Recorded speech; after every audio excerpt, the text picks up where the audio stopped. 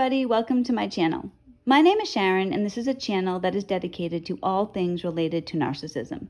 I make videos every Monday, Wednesday, and Friday on all types of topics related to narcissism, so if you haven't already, please take a moment to subscribe to the channel so you don't miss any videos. I would really appreciate it if you gave the video a thumbs up. It's a free way you can help me out, and definitely don't forget to leave a comment because I like to read what you have to say. I'm going to begin today's video by asking you an important question.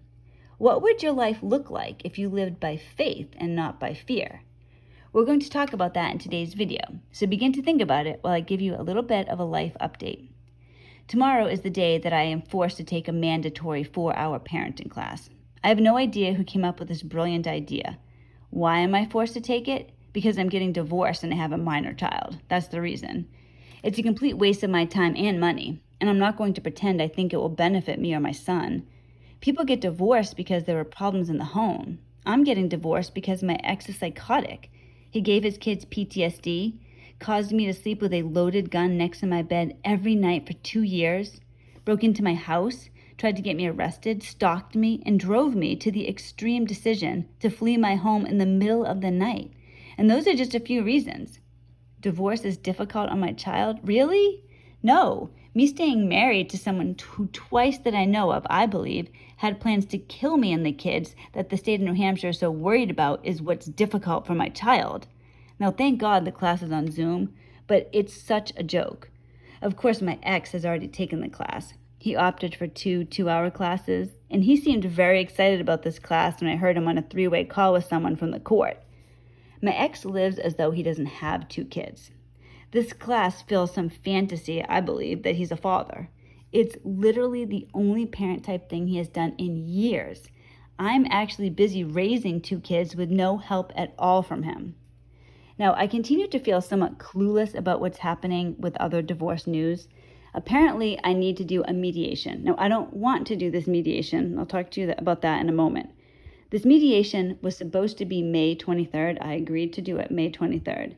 Since then, I'm not sure if it's my ex or his attorney can't do that day. So now it's supposed to be May 16th or 17th, and we haven't heard back yet. Now, my attorney did not give me any information on this. I contacted her a few days ago and asked her about this, and she said that they haven't heard yet. It doesn't seem to be a priority for her. I don't know what's going on. I don't want this mediation. I don't want it at all. It's unnecessary. It's a waste of money. I have to pay $150 for a mediation that I don't want, that I didn't have a say in. The mediation, the reason I don't want to have the mediation is it's completely unnecessary. What is there to mediate? My divorce should be pretty cut and dry. It really comes down to finances and child custody. Now, I'll do finances first, although they're somewhat related. When you get divorced, there's a mathematical formula. Unless he or I want to do something different, there's a mathematical formula. I am staying with that mathematical formula. I get 50% of the house. When it comes to alimony, there's like I said, there's a mathematical formula. They take his salary and my salary, and the difference is computed with, I'm not sure what the percentage is, but that they do it in a way for everybody is the same. This is how it is. He cannot give me less, and I'm not asking for more. So there's nothing to do there. When it comes to child custody, again, there's no issue. My son is 15. He's going to be 16 in June. He is of age to decide who he wants to live with. He has decided on his own that he doesn't want anything to do with his father for good, valid reasons. My ex does not accept this. He seems to want to believe, or I shouldn't say he seems, he does believe, or he pretends to believe, whatever it is, that that's not true. That my son actually is being forced not to have anything to do with him by me, that I have made this decision.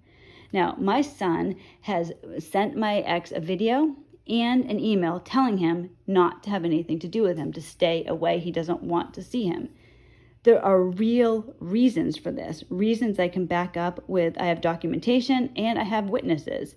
My ex will not accept this. It's my fault. And that's typical of a narcissist. So my ex is going to force my son to go through stuff he shouldn't have to go through, interviews, and he is going to at some point be forced to tell his father, on Zoom, but I don't want anything to do with you. My ex doesn't care what this does to our son. For him, it doesn't matter. It's all my fault. If our son gets hurt, well, it's my fault. I should just make our son see him. Our son doesn't want anything to do with him. And the reality is, if my ex really wanted something to do with either child, he would need to go slow, not force the child in his presence. But that's what he's doing. So when it comes to this, it's a joke. It doesn't matter what my ex wants. It's what our son wants, and he doesn't want to be in a relationship with him. When it comes to child support, it is just like alimony and other financial issues. There's a way that they do it. There's a mathematical formula.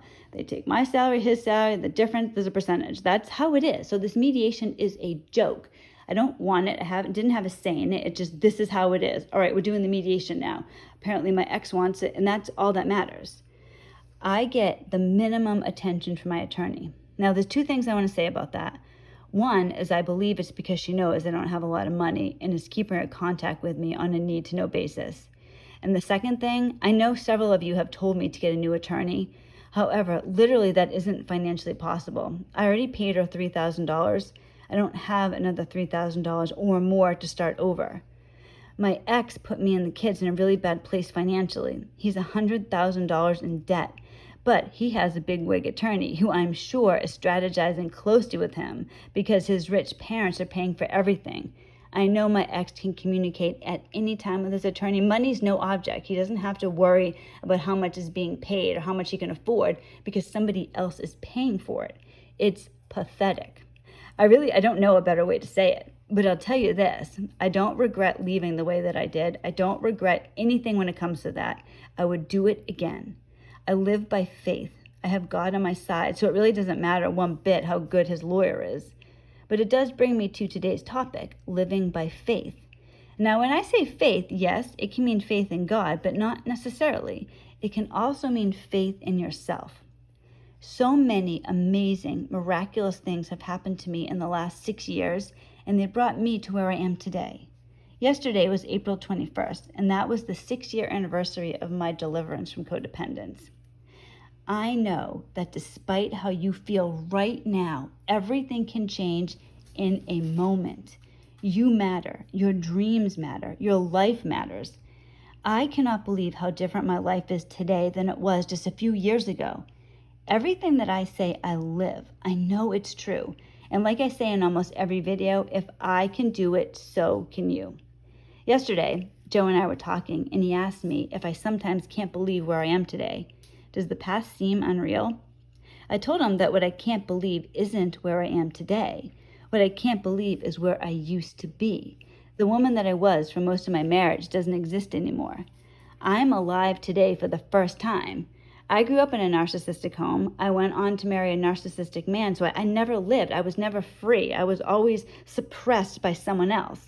It's a miracle what happened to me, and I can't keep it to myself. I'm telling you from my own experience, do it afraid if you must, but do it.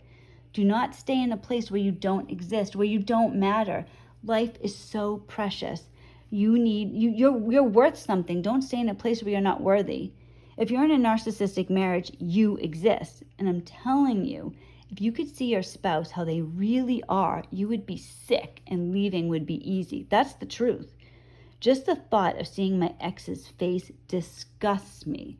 How he treated me, what he thought of my value is outrageous. Today, I couldn't live that way for 1 second. So what changed? I'm still the same person, aren't I? No. I'm the same on the outside. Inside, though, I'm very different. And that's what I want for you. The nightmare that we all have to avoid is being in our 60s, our 70s, our 80s, on our deathbeds, and never having left, dying with regret, letting crisis be a permanent condition. Now, the good news is that we can avoid that completely. We don't have to stay in a bad place. Now, I'm going to say something radical here, something that sounds mean, but hear me out. Everything wrong in your life is your fault. Now, before you get pissed off at me, let me explain. I'm not naive. I'm not some masochist. I'm very aware that someone else's decisions are affecting you in a horrific way.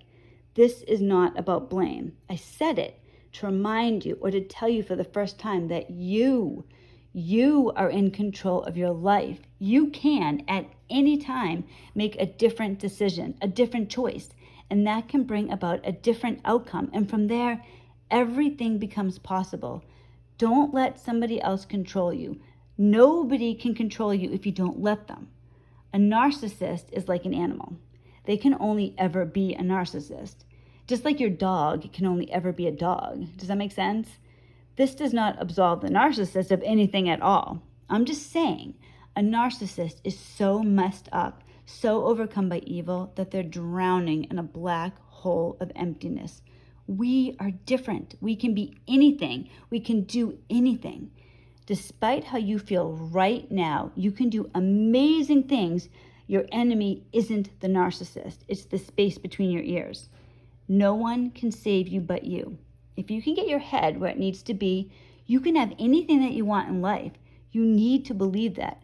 Mental dominance makes you unstoppable. So how do you do that? How do you become unstoppable? Work on yourself. What I suggest doing is putting yourself on a 100-day plan. Now, I like 100 days because it's long enough to get used to it, short enough to really see change, and it converts very easily to percents. 10 days from now, you'll be 10% there already. And you need a deadline to keep yourself accountable. You need to commit to 100 days from now making a decision. You don't need to make a decision now, but in the next 100 days, you need to work on yourself. Massive action is a cure-all. You must change your thinking. In 100 days, you must be thinking differently. Ask yourself, what will you do with your pain and your fear? Will you let it break you or define you? The depth of your struggle will determine the height of your success. Every day during these next 100 days, remind yourself that courage is being scared to death and saddling up anyways. 100 days. You don't have to do it all at once. You do not need to make a decision today. All you need to do is commit. All right, 100 days. Every day, I'm going to work on myself because I know that the way for me to have freedom is to get myself out of this situation. And I might not have the strength to do it right now. But if I work on myself over the next 100 days, imagine just a little bit every day what you can accomplish in 100 days. You will grow through what you go through. Work on yourself every day. You have all the control. That's what this 100 days is. Now remember, when you feel discouraged, when you're having a bad day, when everything seems to be going against you, airplanes take off against the wind, not with it. Forcing yourself through rough times will give you lift. 100 days. You can do it. Put in the work. Promise yourself you will do this. Too many of us are living our fears instead of our dreams. And I want to tell you what fear did to me. I spent almost 20 years, a lifetime afraid of a pathetic loser. Someone who had no respect for me, lied to me, ignored me, stole from me and from his kids, scared us, and came damn close to ruining my life and ruining his kids' lives. Today, this entity at 48 years old is being financially supported by his parents. Literally, his parents are funding his defense. To them, I'm in the wrong. I should have stayed in the box they put me in. I should have sacrificed my life for my ex. I should have endured the abuse. I should have lived their idea of my value. I don't deserve freedom. I don't deserve love or respect. His kids don't deserve a father. They don't deserve to be put first to feel safe. I should have taught my kids that abuse is acceptable, that daddy didn't mean it when they witnessed him having yet another episode. I learned what I'm telling you the hard way. Please do not do the same as me. Are you headed down the path towards a lifetime of misery, having that horrid heaviness in your stomach, fear mixed with insecurity, no control over your own life? We can all live very differently. We don't need to live like this. So let me ask you again, what would your life look like if you lived by faith and not by fear? I'm trying to warn you, to wake you up.